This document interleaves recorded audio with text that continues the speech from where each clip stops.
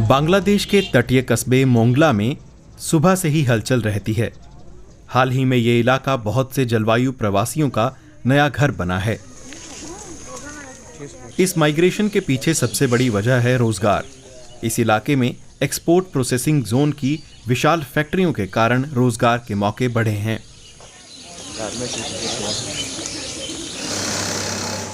इन आंतरिक प्रवासियों में 35 साल की अकलीमा परवीन भी हैं।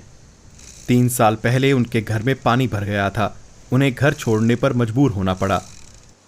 अकलीमा मोंगला से चंद घंटे दूर कोयरा में रहती थी। यह इलाका प्राकृतिक आपदाओं के लिहाज से बहुत संवेदनशील है। 2009 में आयला चक्रवात आया था। उससे नदी में कटाव हुआ और 3 साल तक हम पानी में घिरे रहे। फिर एक तटबंध बनाया गया। उसके बाद अम्फान जैसे और चक्रवात आते गए। वहाँ रहना बहुत ज्यादा मुश्किल था। घर में पानी घुस आता था। टॉयलेट बाथरूम कुछ काम नहीं करता था। लोगों को खाने के लाले पड़ गए। बच्चे स्कूल नहीं जा पाए। इसलिए मैं परिवार के साथ मोंगला चली आई। मोंगला बांग्लादेश का दक्षिण पश्चिमी बंदरगाह है। ये प्राकृतिक आपदा के लिहाज से संवेदनशील इलाका है। जलवायु परिवर्तन की वजह से बहुत से चक्रवात बांग्लादेश को भारी नुकसान पहुंचा चुके हैं। विश्व बैंक का अनुमान है कि अगले 30 साल के दौरान यहां कम से कम 1 करोड़ 30 लाख लोग विस्थापित होंगे। मोंगला के एक्सपोर्ट प्रोसेसिंग जोन में पिछले 10 सालों के दौरान रोजगार के अवसर 10 गुना तक बढ़ गए हैं। अभी यहां 14,000 से ज्यादा कामगार विदेशी बाजारों के लिए कपड़ा और दूसरा सामान बनाते हैं। सिर्फ नौकरी का भरोसा लोगों को यहां नहीं खींच लाता।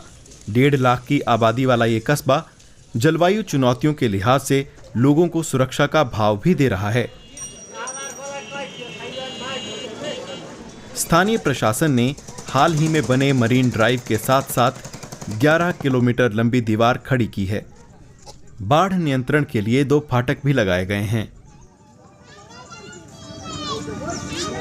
सरकार के शुरू किए गए इस नए हाउसिंग प्रोजेक्ट में अभी तक 700 लोगों को नया घर मिल गया है।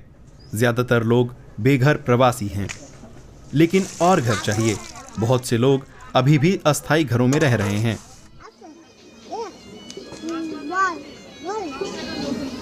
खारेपन की वजह से पेयजल की कमी भी यहां एक बड़ी चुनौती बनी हुई है।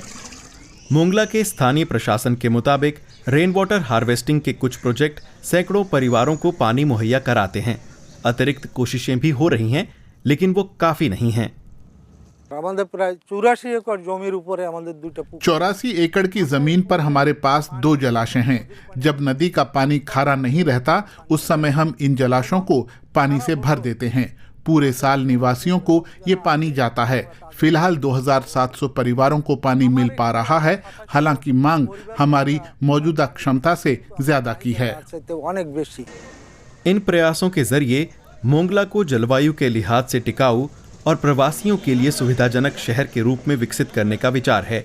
एक स्थानीय एनजीओ ब्राक इस आइडिया को प्रोत्साहित कर सरकार और विभिन्न संगठनों के साथ सहयोग के लिए आगे आया है। मोंगला को बेहतर शहर बनाने के लिए एनजीओ के पास कई आइडिया हैं।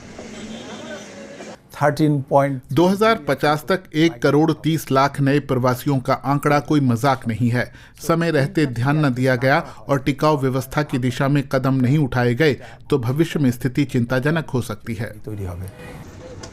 इस स्तर के प्रोजेक्ट के लिए पैसा जुटाना भी एक बड़ी चुनौती है, लेकिन एनजीओ को स्थानीय और अंतर्राष्ट्रीय स्रोतों से मदद मिलने की पूरी उम्मीद है। फैक्ट्री से शिफ्ट निपटाकर परवीन घर लौट आई हैं। वो अपने बेटे को अकेले पालती हैं। जीने की खातिर क्या मेरे बेटे को दिन रात बिना थके काम करना होगा? नहीं, मैं चाहती हूँ कि खूब पढ़े और अच्छी जिंदगी जिए। मोंगला परवीन जैसे हजारों लोगों के लिए नया घर बना है। ये मिसाल बन सकता है कि जलवायु परिवर्तन के मुताबिक खुद को कैसे ढालना है।